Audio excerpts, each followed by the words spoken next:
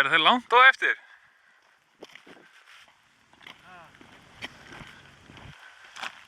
Fóru þeir bara í Húsafell eða? Gáðust þeir upp á meiri leið í brekkunni? Í líkjónum?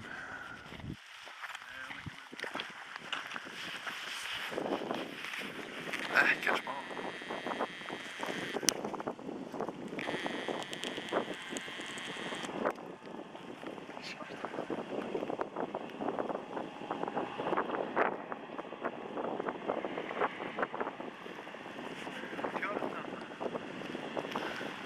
Já, ætli það ekki verið tjörnan einhvern tíðan. Þetta er eiginlega meira drullupollur bara.